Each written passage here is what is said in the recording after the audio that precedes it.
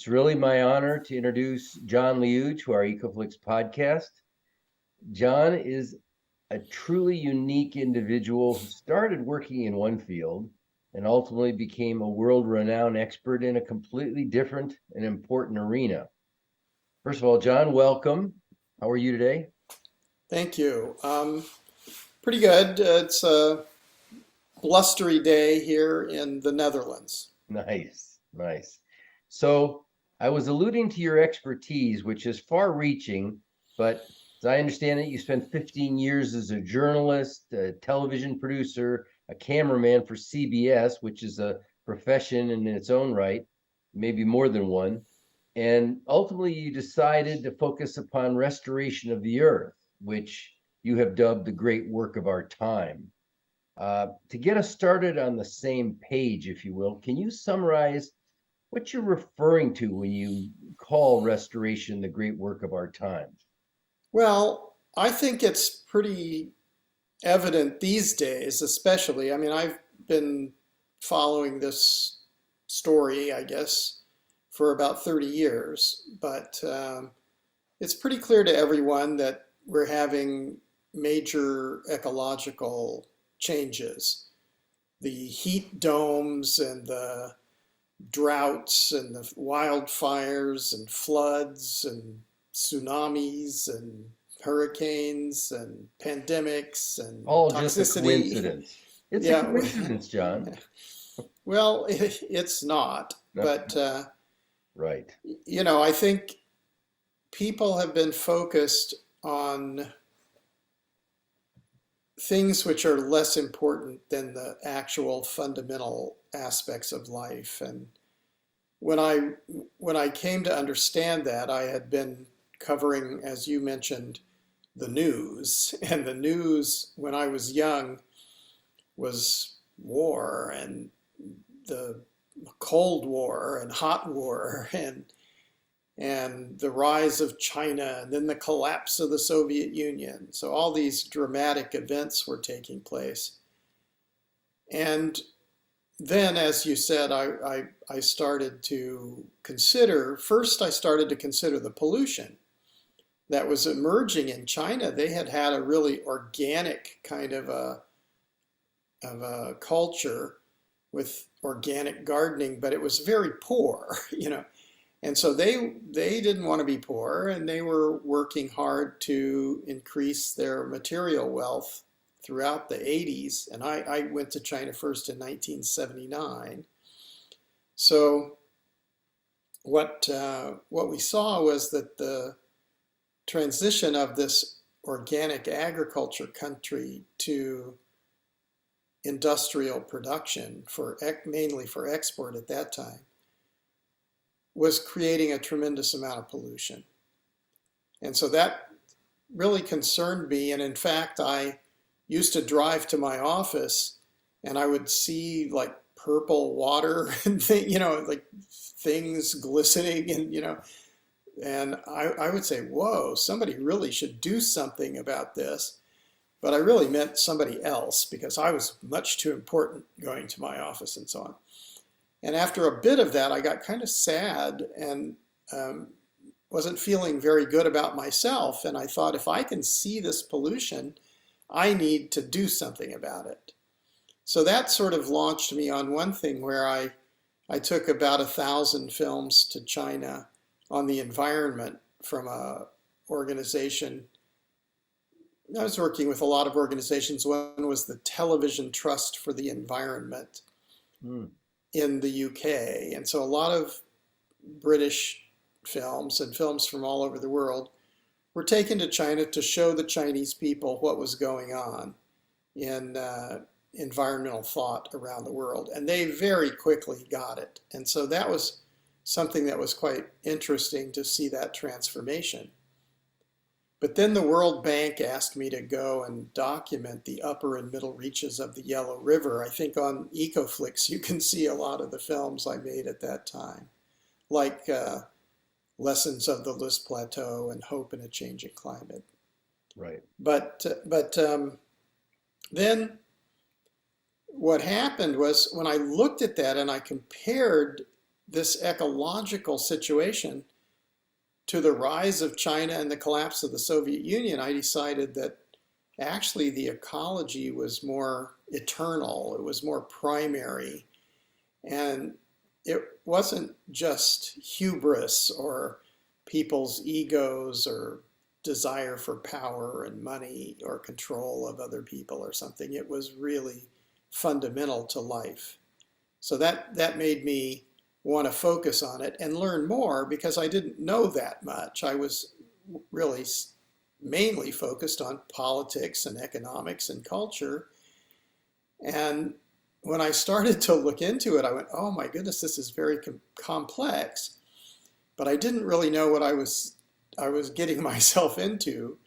So I just naively said, well, I can study this. I studied lots of things. So I started to study it. But then as I got further, I went, oh, this is microbiology, this is geology, chemistry, botany, atmospheric science, hydrology.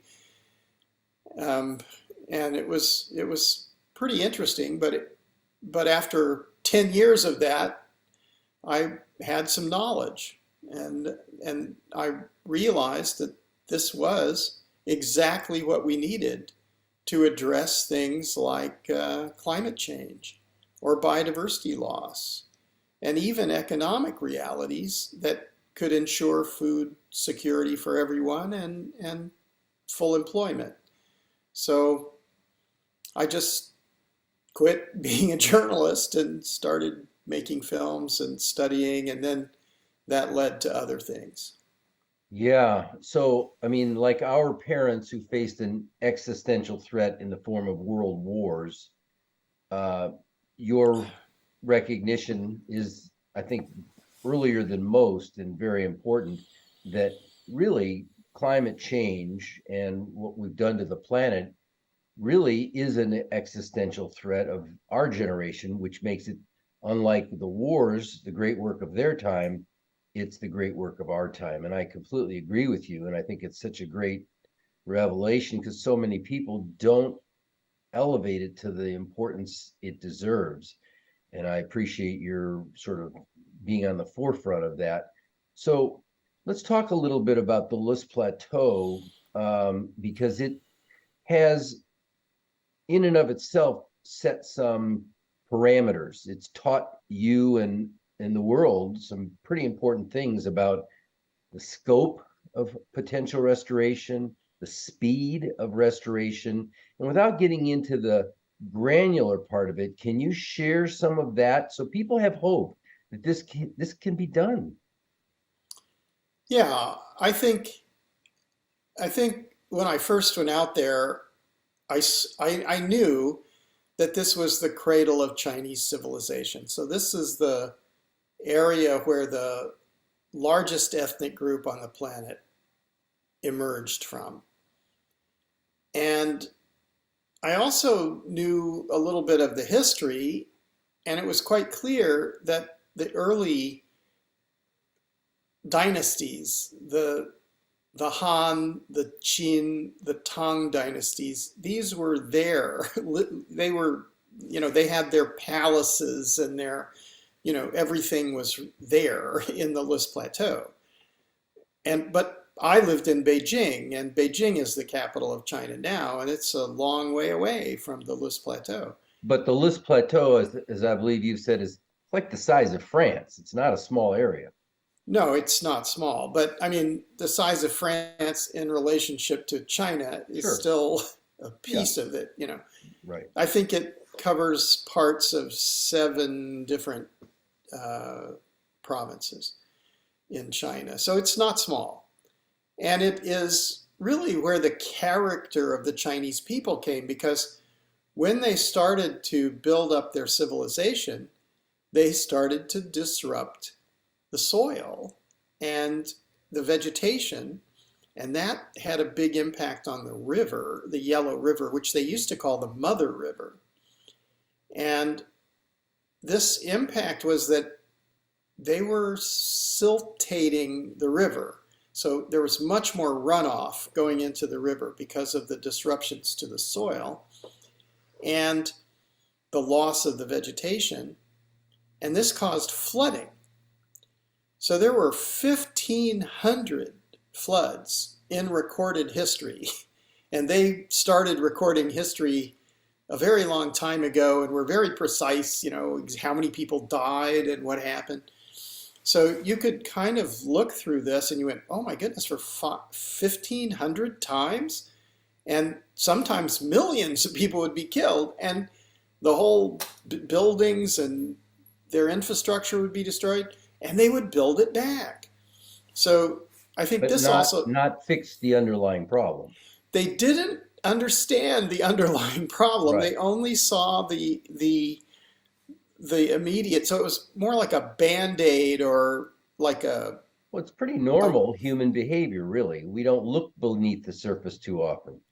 Yeah, and I think, well, it seems too big for individuals, so you really have to take a sort of a satellite view of it. Which they didn't have back then. No, they didn't have that. Well, they were quite clever, I must say. They were really quite clever, even thousands of years ago, but they didn't quite get this. And so what I noticed as I started to study this, because I was really mainly focused on politics and economy and culture. And then when I started to look at it, I started to realize that I could look at it almost like a forensic study. It was like ecological forensics. There was a body and it was lying there. I found the body and, drew the chalk lines around where the body was. And I looked around for weapons and then like, what happened here? Who did this? How did this happen? And it was possible to see what had happened. They cut the trees, and when all the trees were gone, then they tried farming on the sides of hillsides. But it wasn't like those terraces behind you in your background. They were. In your honor, I might add. They were farming on the sides of hillsides, and so when you do that, when it rains, it doesn't infiltrate the water, it flows away and it carries the soil with it. And this particular soil type, loess, is like powdery. It's caused by the movements of glaciers high in the mountains in the Himalayas.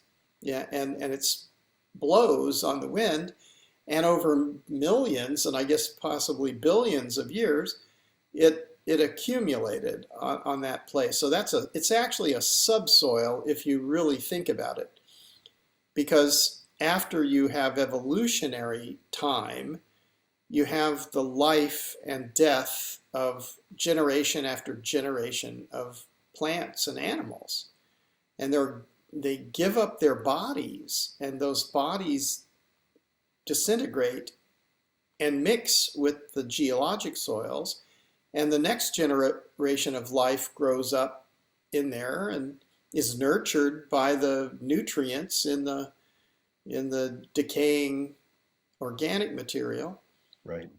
And it's also the home of the bacterial and fungal layers, which are actually the cause of making mineral nutrients from those geologic materials biologically available to plant life.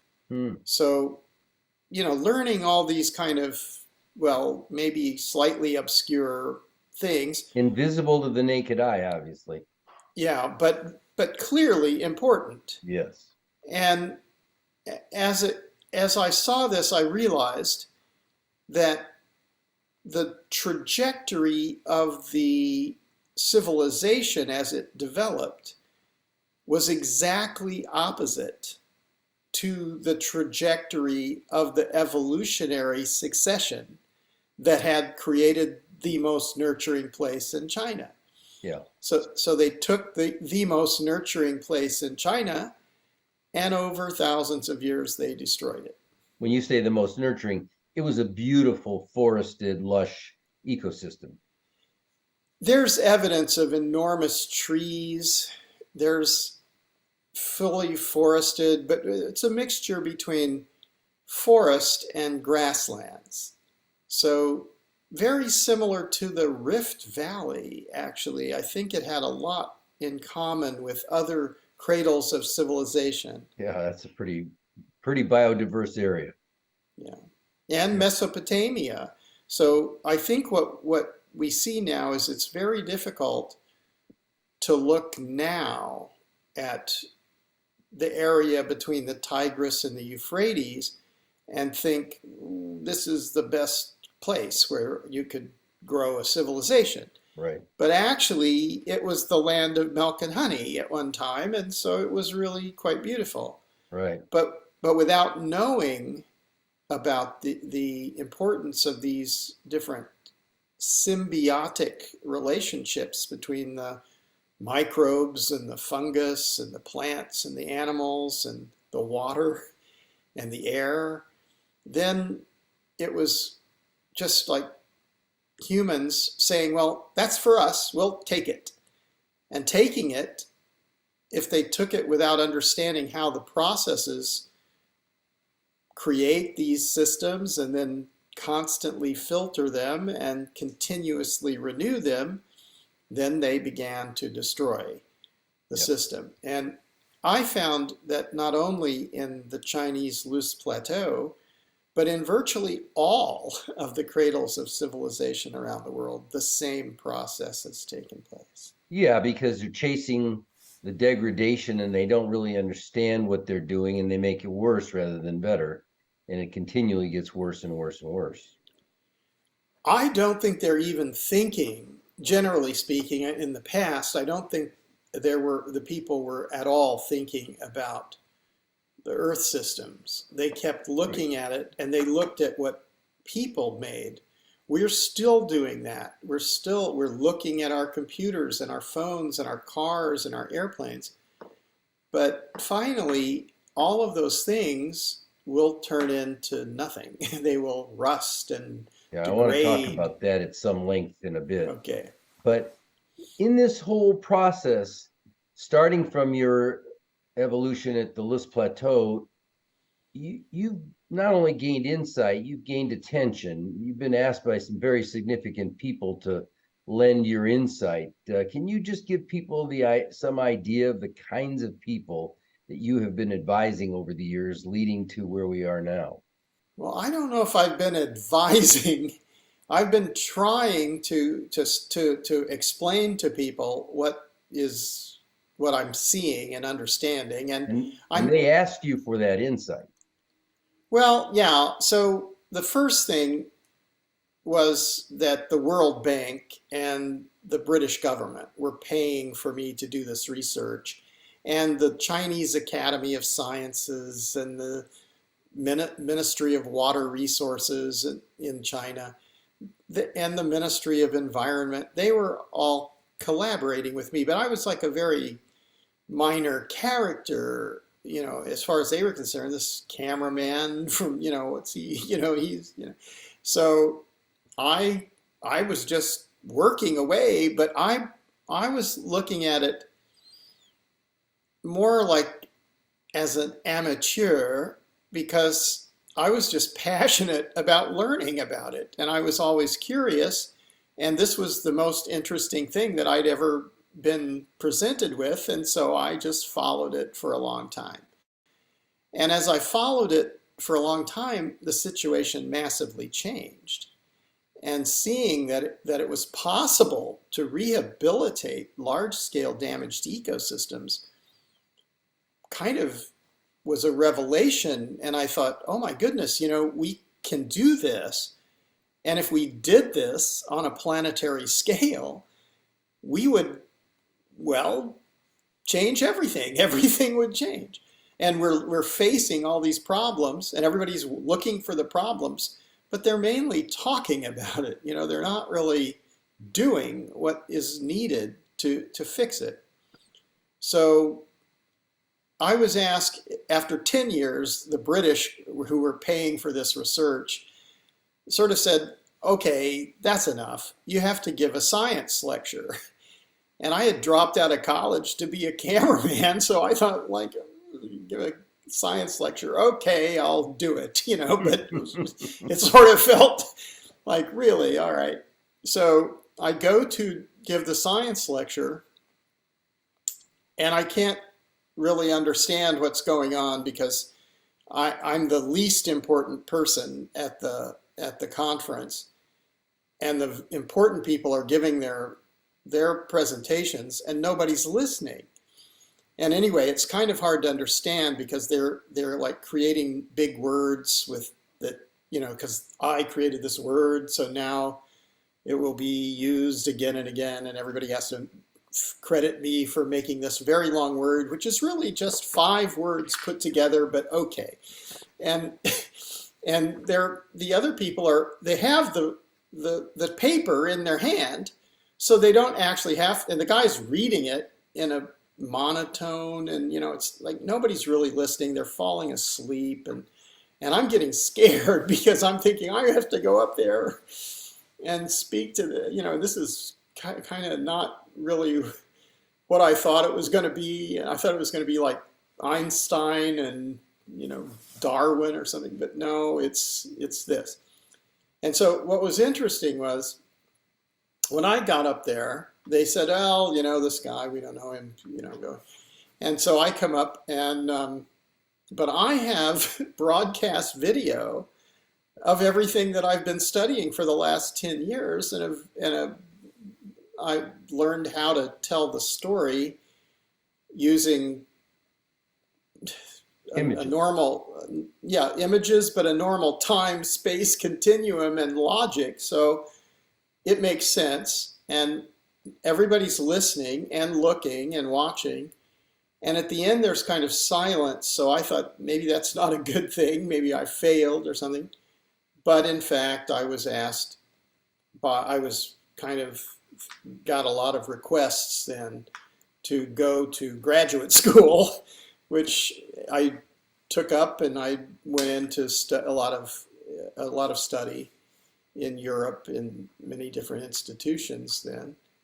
And I was asked to speak to the Royal Society in London and the Royal Academy in Stockholm and Oxford University and like 500 other places around the world, the Global Environment Facility in Washington at the World Bank, and New York in the United Nations, and in Nairobi at the United Nations Environment Program, and in Rome at the FAO, and that sort of thing. So and that was heads of state. Yes, several kings and presidents and so on. But I wouldn't really say, I mean, there were times when people were just astonished because their countries were facing the same thing. And so this was really important information for them to have. And a few times, in the case of Rwanda and Ethiopia, they actually changed their laws after this and wrote to me and said, we understand, we believe you, and we've changed our laws. So that was very satisfying. But we're still facing this horrible problem. So it wasn't satisfying enough. But that's the background. So that took you to your current mission, and you're now working with groups, specifically Commonland Foundation, and you started the ecosystem restoration camps to really focus on the work that you were just telling people about at the beginning. So can you describe a little bit, first of all, your relationship with Commonlands Foundation, and then how you started and where you are with ecosystem restoration camps? Yeah, well, by about 15 years into the research, I'd already been given a lot of fellowships, and I was in this PhD program at Reading University for 4 years, and I had been named the Rothamsted International Fellow for the Communication of Science. And Rothamsted Research Institute is arguably one of the oldest agriculture research centers in the world.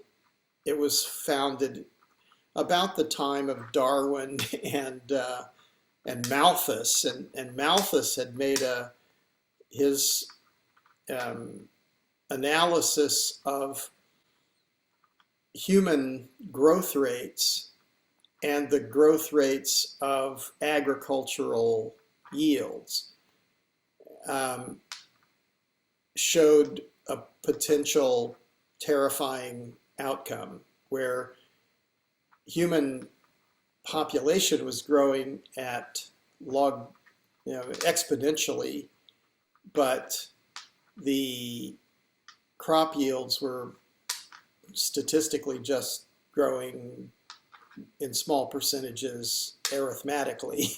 And so he put those two lines together, and he said, when we cross, do not cross the fields. If you watched we're making yes, I get it, the Ghostbusters analogy. Ghostbusters, yeah. But when you cross that line, then there will be mass famine. And when this thesis was released to the scientific world, people thought about it for a little while, and then they went, oh, good grief, this is going to be bad.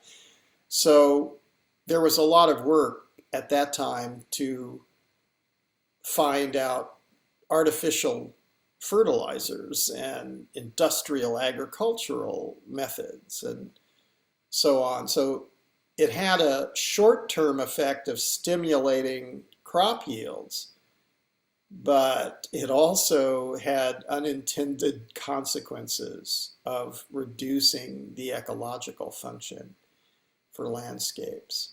So I think that is a cautionary tale.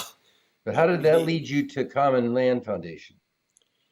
Well, so I'd already had these, I was already sort of seriously studying by this time, and my advisors were very accomplished scientists.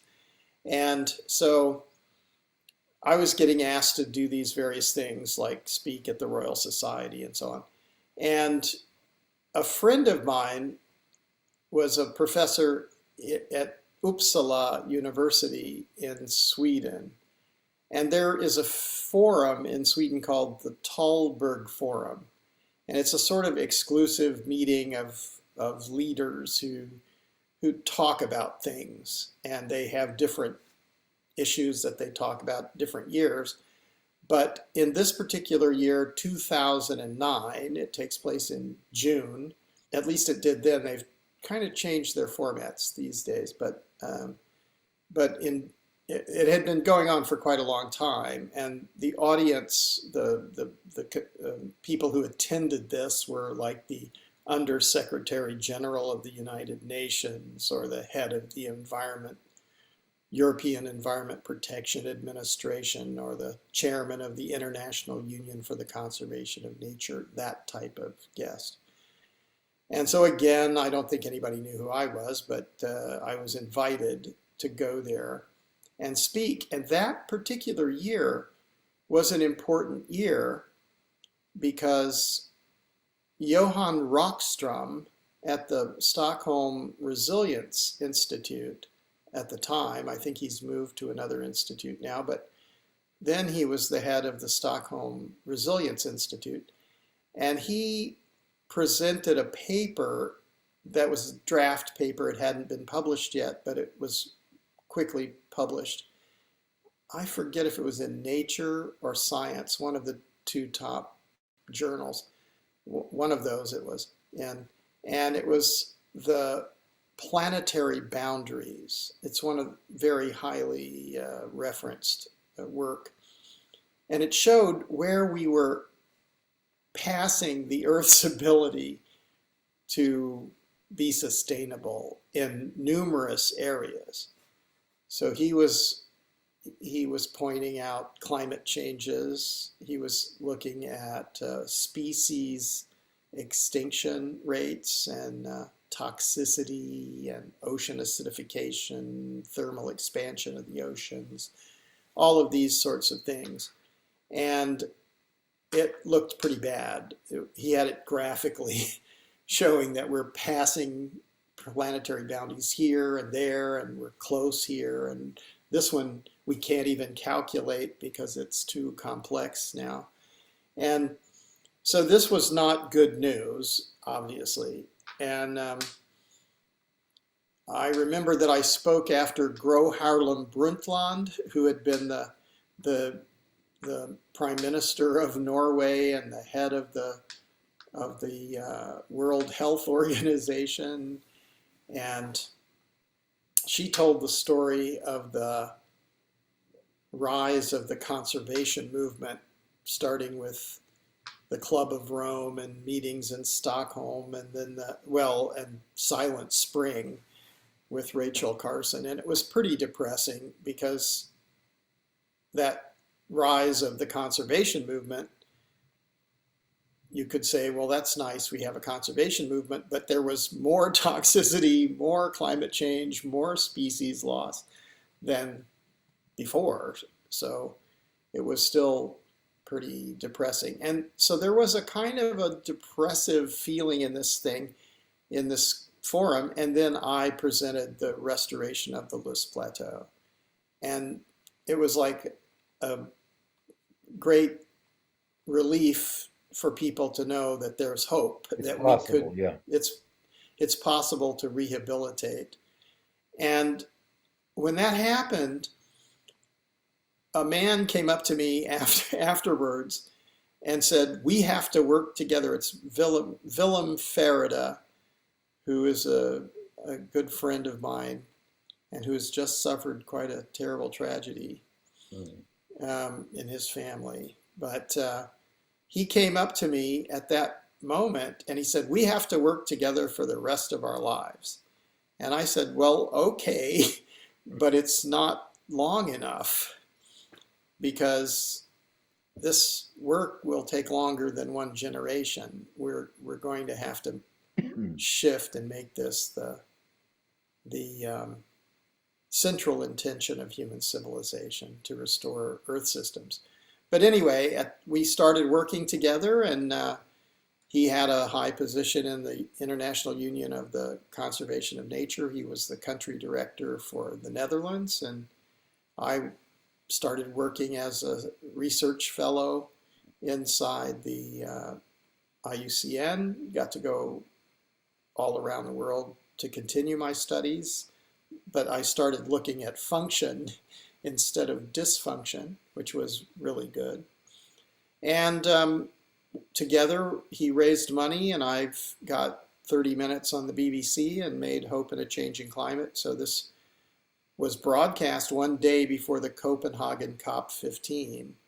So it had a big effect on the climate discussions, which seem to be never ending.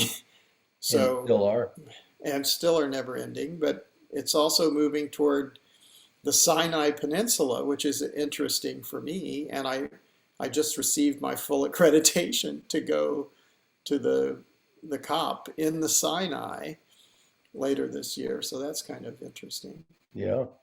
So that's the start of the Commonland Foundation? Well, actually,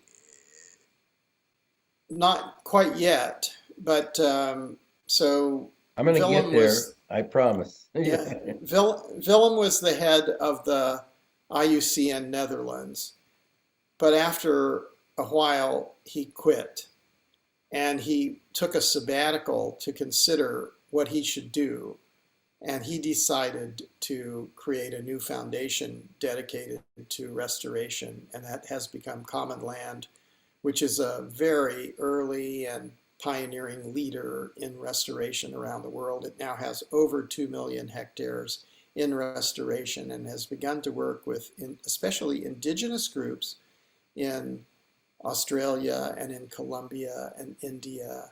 And it's exciting and interesting what's going on there. So that's the start of Commonland. Absolutely. And you're deeply involved in their work. And as part of that, did you develop the ecosystem restoration camps? Well, I looked at what was happening with Commonland, and it's wonderful, you have some really big landowners and some really rich people and really rich families, and they're looking at the situation, and I sort of kind of realized that these family fortunes, they're often really thinking in multiple generations. And so they don't want their children to be, they want them to have a future, and they try to protect their capital. So they were deciding, oh, it's very dangerous now, so what can we do? And Willem was convincing them that, well, you have to restore ecological function. And I was showing them the films and talking to them and helping in that effort. And it was working. But as I looked at it, I realized, well, that's maybe the 1% of the population in the world. And we've got this other huge population of 99%. And where do they fit into restoration? And I realized that actually many of those people who were the poorest people were at the edges of large degraded ecosystems, and that they had plenty of time and they had a real need to restore their ecosystems. They needed water, they needed fertile soils, they needed really all of this restoration to take place to protect their families and their communities and their countries. And so I thought, well, how do we do this? And my first thought was that we needed to make research, training, and innovation centers for ecological restoration. And then when I started to try to think, how do you make research, training, and innovation centers, it seemed like so much money and so difficult, and that really for the people who really needed this, maybe that they weren't actually going to be PhDs in soil science or hydrology or something. Maybe they were, maybe later, maybe the next generation, but right now we needed to just learn by doing. And I started having dreams, and these dreams, people in my dreams were, I'd wake up and I'd have this dream in my head that all these people were going camping and they were restoring the earth and they were eating together, and people would come and go, but there were always people at the camp, and it was really interesting. But I thought it was a dream, and my father had been telling me, you're a dreamer, why don't you get a job? What is it? And so I kept having the dream. It was repetitive or recurrent. And so then I wrote it down in an essay, and then the dreams stopped happening, and I published the essay in Permaculture magazine, and then something really strange happened. Tens of thousands of people started writing in saying, well, we want that. That's the right way to go. So when that happened, I thought, well, maybe dreams can come true. And then because so many people, we said, well, how do we do this? Do we go back to the rich people and say, give us money? Or, do we ask the governments or the international agencies? But, their processes maybe take a very long time. So we just thought, well, why don't we just share? If everybody shares 10 euros per month, then, if some people share, then let's try 1,000. If 1,000 people share 10 euros per month, then we'll have to start a camp. So when 10,000 people pledged to share, then we said, okay, we'll have to create a foundation and take the money and start a camp. So we started the first camp 5.5 years ago in Spain. That was just in the middle of the desert and in the Altiplano, very dry and desolate agriculture area, which has been in serious decline since the trees were cut to build the Spanish Armada hundreds of years ago, which by the way was sunk in a very quick order. It didn't last very long. So hundreds of years of impact from building warships that then went to the bottom of the sea. And the second year, there was another camp in Mexico with a partner, Via Organica, that was already established as a organic farm and a training center and a restaurant and a store. So it's really great to go to that camp for training. And they were especially interested in teaching the campesinos who need this kind of information to get away from industrial agriculture and restore the land in Mexico. And then the third year, there were 21 camps. And the fourth year, there were 37 camps. And in the fifth year, at the end of 2020, there were 50 camps. And by the end of this year, there'll be even more. You got a foothold. Well, we can see that it has the ability to grow exponentially, because each of the camps are autonomous, self-organizing, and self-governing. And another thing which is good about this movement is it's clearly not culturally specific, because we have camps in all continents now. So very quickly it could spread everywhere. And I was thinking, like, if 1 million people were to share 10 euros per month, that would be 120 euros per year. So for people in the developed world, that's a couple of cups of coffee at Starbucks, you know, so it's doable. And if we had a million people doing that, that would be 120 million euros, which would, since it's going directly to the camps and there's a very lean administration, then basically that would propel ecosystem restoration camps to one of the biggest, if not the biggest, program of restoration anywhere in the world. So there are lots of things that can be done with that. And of course, you're on that way. But I've now, in my mind, gotten through the big picture background of what we're talking about. And I want to get into the details, if you will, in the dirt. Okay. The real heart of all of what you're talking about has to do with what works in healthy ecosystems, which, thanks to mankind in general, is broken and doesn't work in many, many places around the world. So if you take conceptually this problem that a balanced, healthy ecosystem functions this way, and we've managed to break it, can you walk us sort of in a high level through the steps, what's wrong and what needs to be done to fix it? Sure. Well, first of all, I think we need to realize that we're talking about systems, and there are different levels of systems. So the Earth itself, if you consider the Gaia theory, then it's just a single living organism. That's a pretty interesting way to look at it. But if you come in and well, there's something to that too, given that the world actually shares the air and the currents and the water, and there's a lot of symbiosis worldwide that would support that concept. But if you're looking at a fallow ecosystem, it doesn't seem like it's part of the rest of the world anymore. So what's wrong there? Well, I mean, basically what my research suggests and what my conclusions are from looking at what I've seen over the last 30 years is that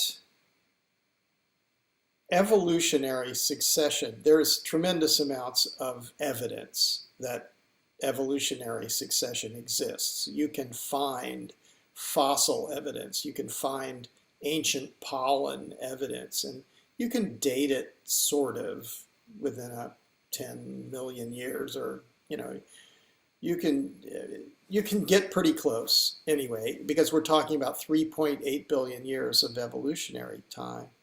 So basically, what I found in the most simple way I could say it is that there are three basic principles that I found. First, to understand it, you have to see that there was cell division, and we can see that now, but there was cellular division which began when there was no life on the Earth. There was only geologic materials after the Earth coalesced from cosmic materials coming from the universe, swirling and in gravitational pull with the sun, and it formed, and then it took another billion some years, more than a billion years, to cool down, and it still has a molten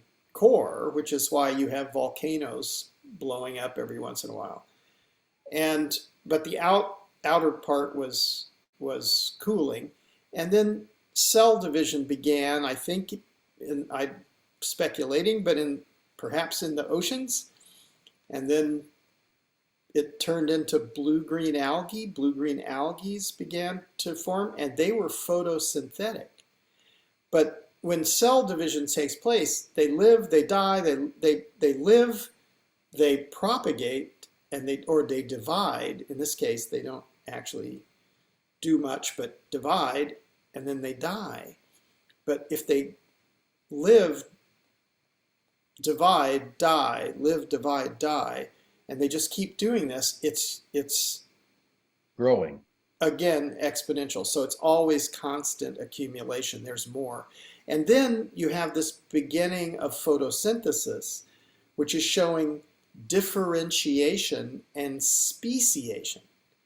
And so when you have differentiation and speciation, and that's continuous, then it leads to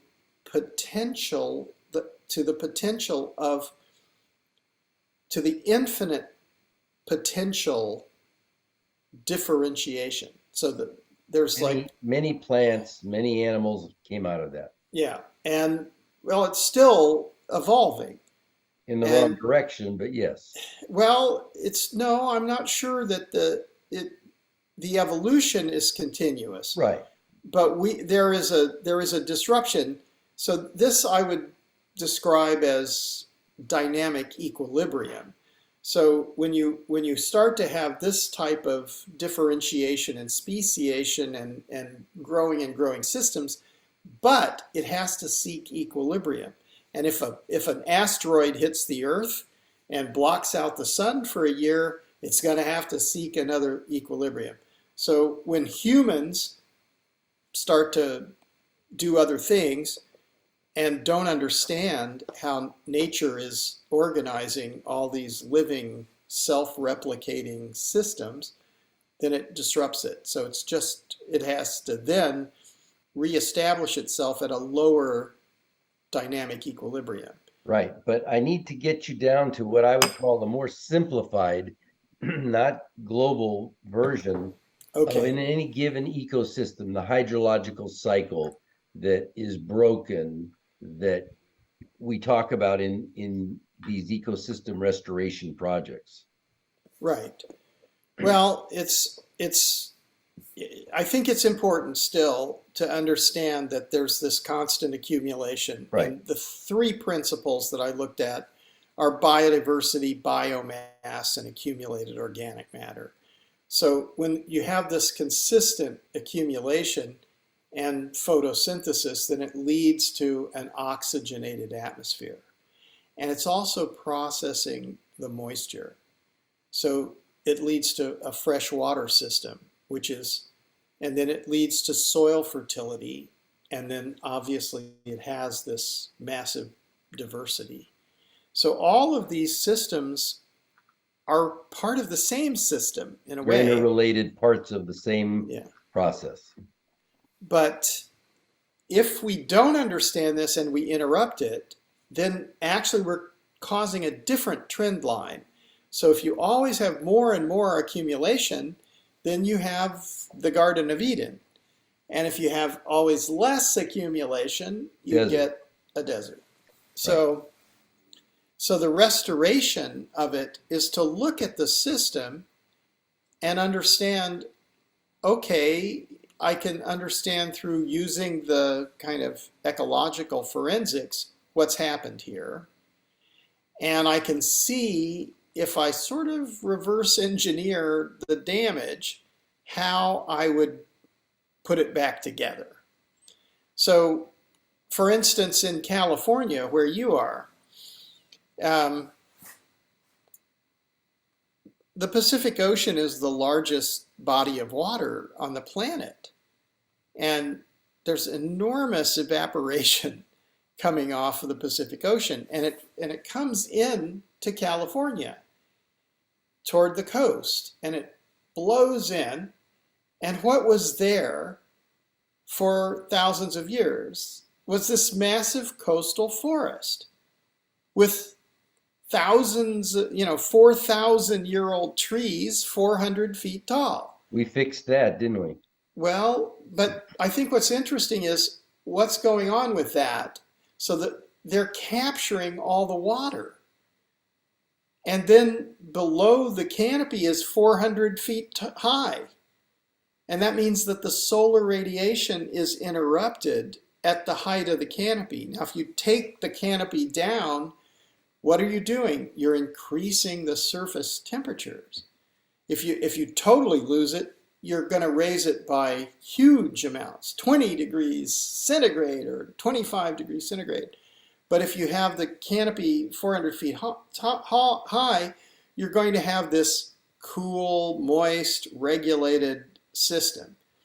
And so that's what was there, and it was understood and worshipped by the Native Americans. So they were tending this for, I don't know, 15, 20, 25,000, I don't know how many, a long time. They were there, and they just worshipped this. But when 1849 came along, and there was this rush to inhabit this place, and people started cutting it down.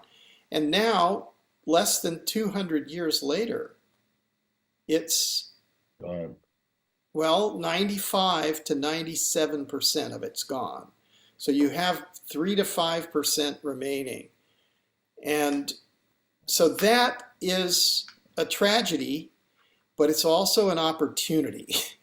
Because if you look at it and you go, oh, well, this was once a great forest. Could it be a forest again? And that's exactly what we've looked at in China at the Loess Plateau. And the Loess Plateau, there was barely anything there. They were sending in the goats and they were eating everything. So when they stopped all that and they turned the population to restoration, it's come back. And I would recommend that you look at the Age of Nature. I think it's on PBS, and maybe it's also on other streaming services now, but I'm pretty sure it's still on PBS.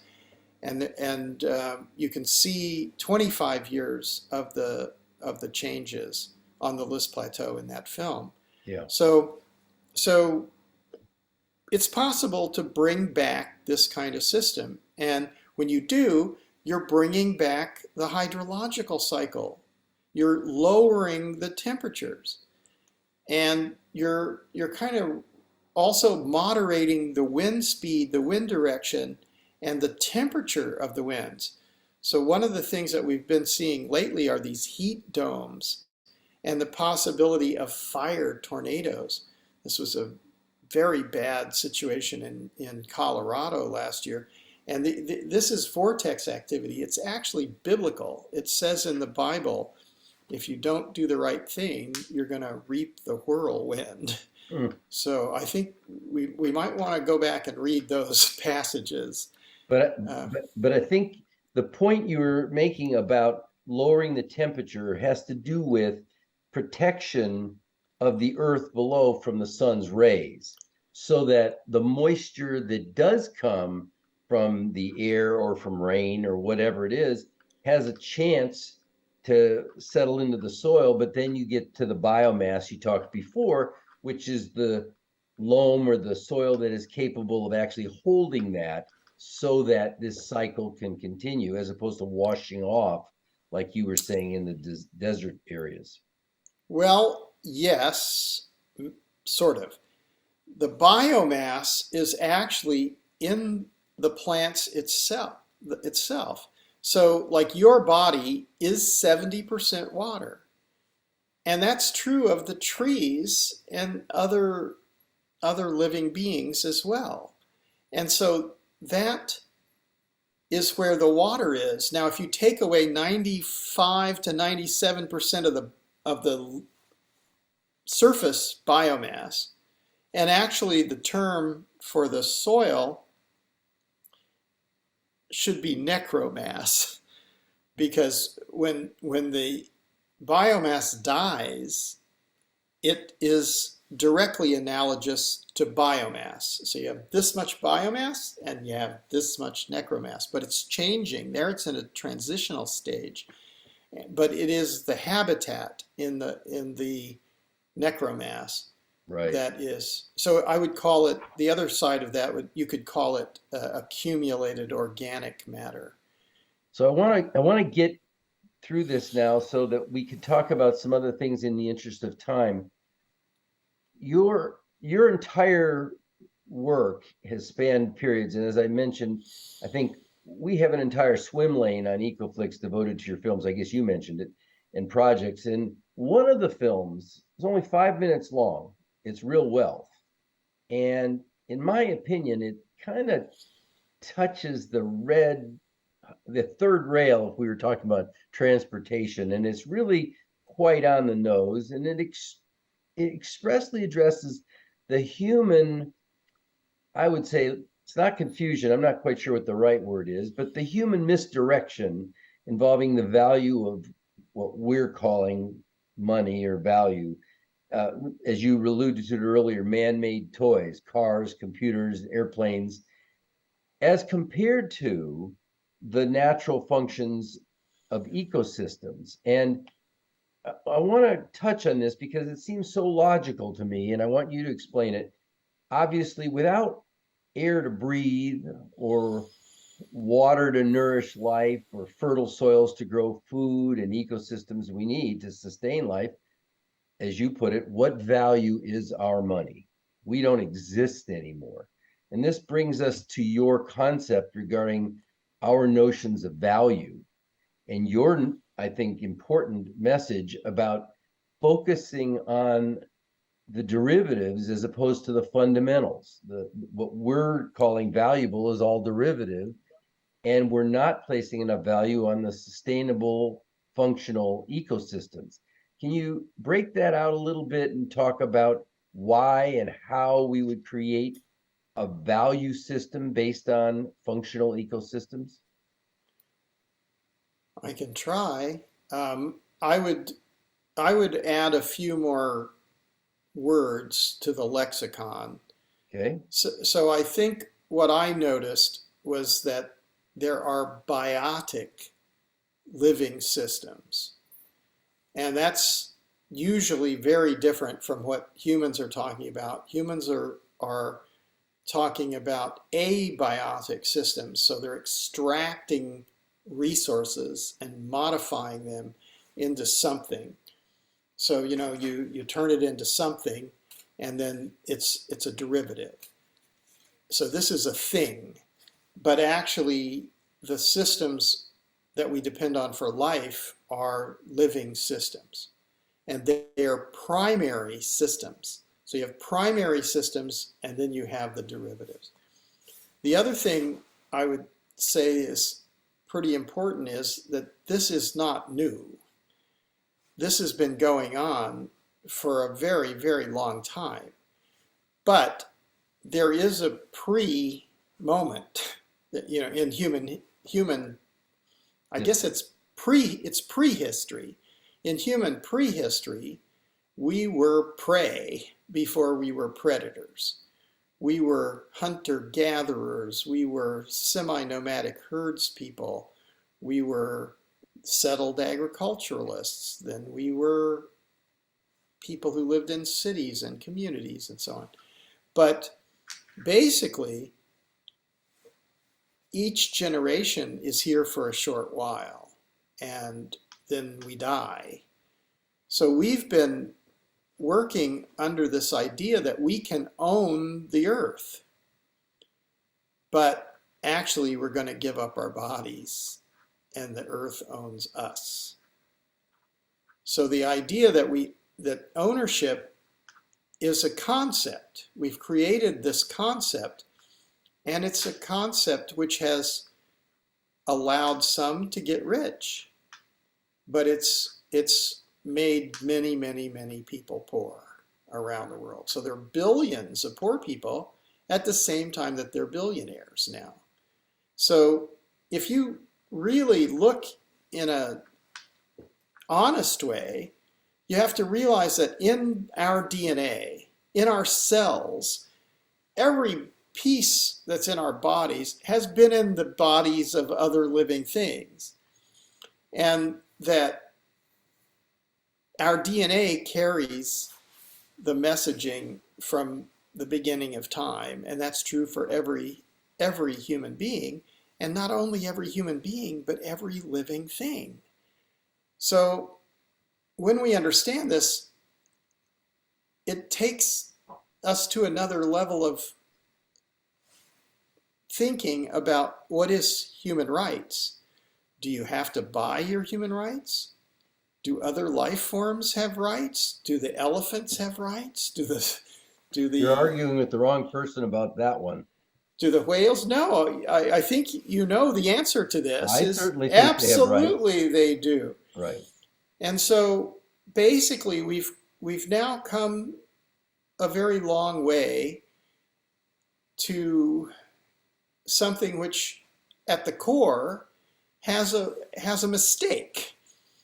The idea in the GDP style economy is not a very deep one, because it's got this flaw in logic in it. It's saying that the value of things is the basis of wealth, and the value of the air, the water, the soil, the biodiversity is zero in the GDP. This is false. This is untrue. And it's led to a type of social, political, financial, economic understanding that says you have to buy your human rights. So people who don't have access to money are worthless. So this actually becomes a moral dilemma. But you're now talking more about social engineering than the basic restoration model that I'd like to keep you focused on for a moment. And I realize it goes beyond that. But breaking it out from theory, if you're trying to put value on something, which we're looking at in terms of money, I understand that is a very narrow and somewhat infantile concept when you understand the bigger picture. But we live that way right now, and it's not going to be considered infantile when you tell billionaires that they're no longer going to have a big edge over everybody else. So the question is, how do you actually pay people in one form or another for sustaining and growing ecosystems rather than the rapacious environmental extremes that we have lived with for so many generations? Well, I think what we have to understand is that money is a concept. And so if we say that the derivatives have value and that the primary systems are nothing, we've made a big mistake. I agree with you. First of all. I agree with that. The second part of this is that you have speculation between the cost and price of things. That's sort of like gambling. And then you have interest-bearing debt. And this is a little bit like indentured servitude, because it creates an enormous workforce who's basically wage slaves, who, without working, are said to have no value. Yeah, but the But difference there is they took on jobs for an agreed payment. They had to borrow for agreed benefit. And it's not like a slave who doesn't get anything, who's absolutely being abused and not paid in any true sense. So I'm more interested in sort of the narrow jump from putting consideration, whether it's euros or dollars or some other form of payment. How do you put the value on the fundamental functional ecosystem? How does that get paid? And the derivatives become secondary. How do those get paid for? well, so far we're not doing it. Oh, I agree with But that.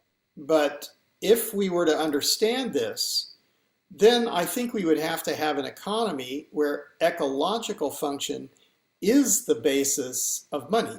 I'm agreeing with that too. So if So how does that ecological, work? How does that work? well, it's not up to an individual Well, to but dis, to you're the one that decide. but it's your, I think your developmental idea, which is brilliant in its simplicity. I'm worried about the rollout. If you take the functional ecosystem and make it the highest priority, and we value the things in the restoration and maintenance of ecosystems, how does that translate to somebody going to the store to get food? I mean, the people in the List Plateau were paid a money to restore parcels of land, and they had various assigned jobs and they got paid very traditionally. How do we move that so that we don't make this mistake again and we actually do get paid? People do succeed. Some people will succeed more than others because they do more than others. How does that work if we're valuing function of ecosystems? I think we're not quite there yet. True. We have to have a shared intention. Let's assume we get there. If we could, Well, I agree with you about that too. if we have a shared intention, then in my way of thinking, we would have to value every human being. And so every human being would have a role to play in restoring ecological function. And the idea that we're here to accumulate more and more material possessions to ourselves and to small groups is less important. Well, is a simple way of saying that or thinking about that, that those who do more to sustain and restore ecosystem function would actually get paid in dollars or dinero of some form, and then they could buy derivatives if they want to, but the money is primarily coming and it's most valuable to do the functional ecosystem work. Is that how you think it might operate? I think it's probably more fundamentally different because we're sitting here after a very long time of colonization, genocide, slavery, inequities of all kinds. True. And I think I know many indigenous people and they're terribly hurt, you know, Right. but they're not asking to kill people or, take things. They don't even believe in ownership. They want the truth. So I think where we are now is that humanity, one, we have to restore the hydrological cycle, the soil fertility, and the biodiversity, or the whole civilization will go down. I agree. Because there'll be massive collapses everywhere. We're already facing it. And so, to do that, we have to value that work.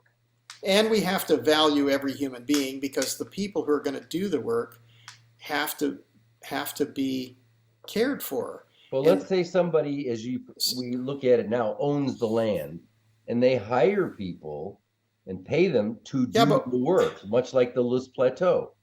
So basically, though, we're not addressing this. Where did they get the land? Where did they get the money? That bought the land? How is this? I think there is a fundamental disconnect here with ownership. I think we need a world which is much more about stewardship than about ownership. Well, I agree with that, but I just don't see any living successful people who are willing to say, I'm going to give up everything I've developed and owned, and everybody will have equal rights from now on. I think it's going to have to make some transition gradually in that direction if it's going to move at all. And I'm trying to figure out, how do we collectively convert theories to a global reality, not just principles.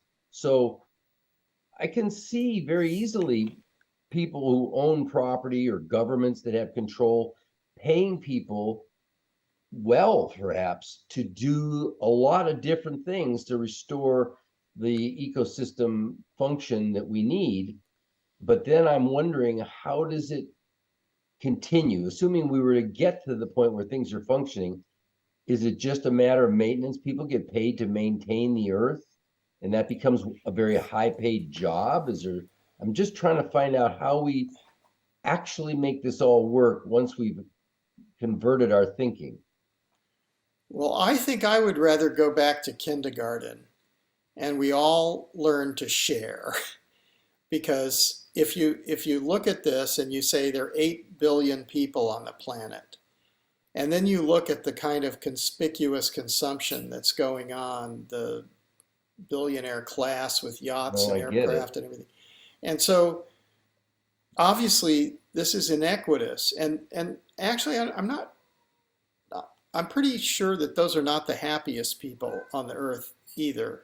So I've been to some very poor places, and when I go to these very poor places, the people are the most generous and the most kind. I've seen what you're talking about. I agree with you, and I hate to cut this short because this is its own discussion, which I think warrants real attention, because I think people would be happier if people learned to share, but the history of humanity doesn't support the notion that we're sharing right now, because, there's always been a large percentage of the people that would be happy to work and live in harmony. And then there are groups of conquerors who've come in and subjugated those people because they could. And that's kind of the history of humanity. I'm trying to figure out how we convert that. Money seems to be the common evil and the common motivator. People all over the world are driven by money.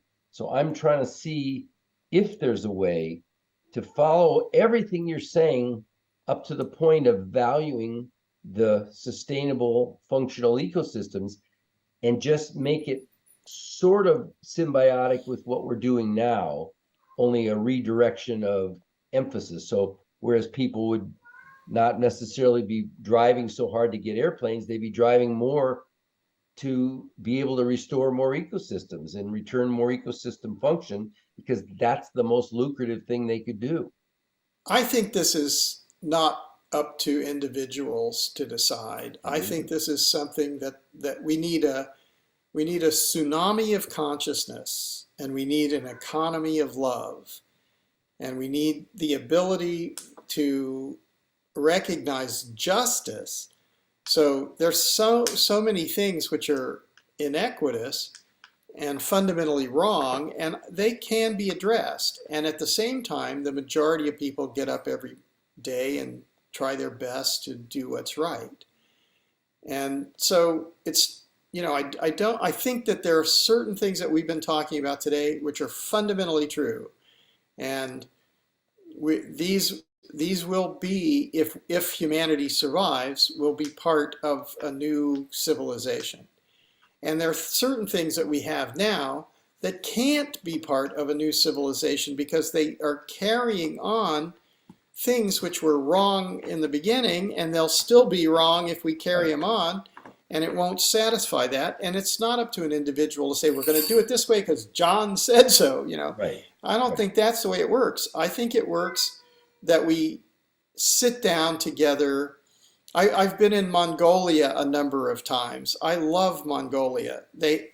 Mongolia is strange because they killed 2/3 of Persia without batting an eye once, but then they became Buddhists, and the same kids that they thought should grow up to be warriors grew up to be monks who didn't want to step on an ant or eat any meat.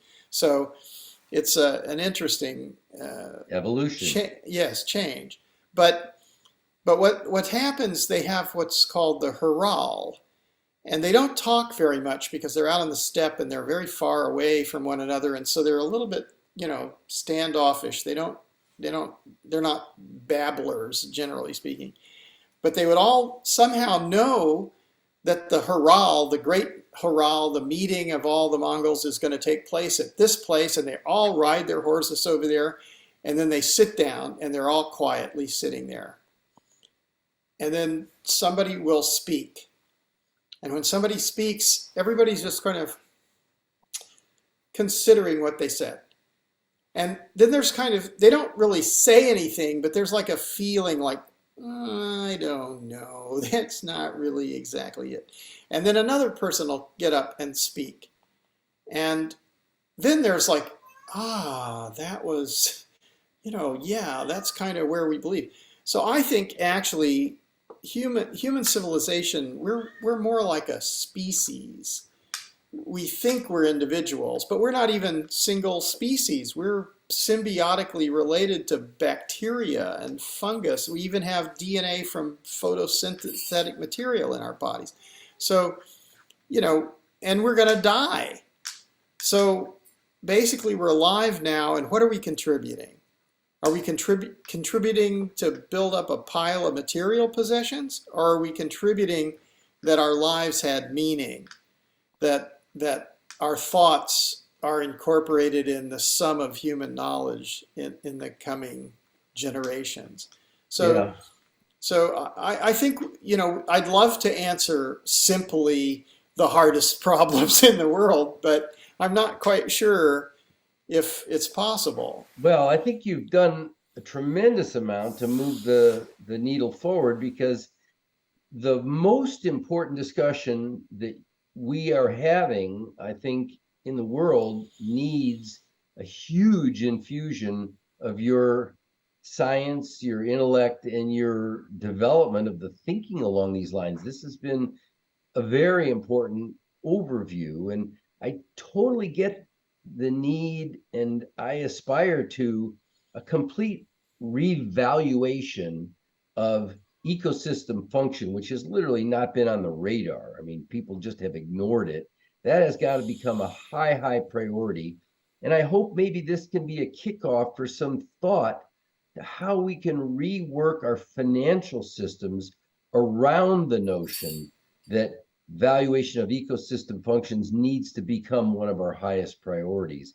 And together, maybe we can motivate all the right people and move this thing to a more sustainable future. Well, that would be lovely. And I think I'd just also like to thank you for your creation of Ecoflix.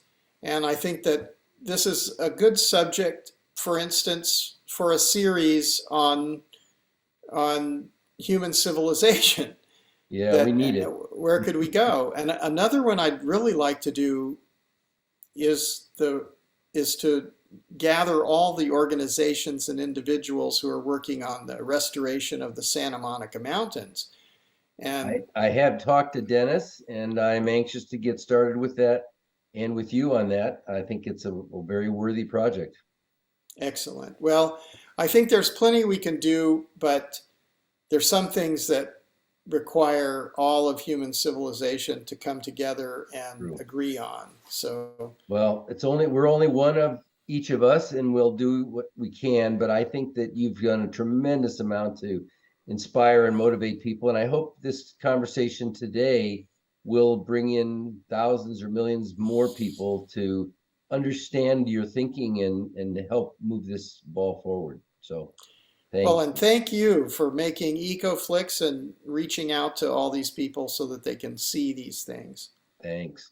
All right. We'll talk again soon. Thanks very much. Bye-bye now. Bye.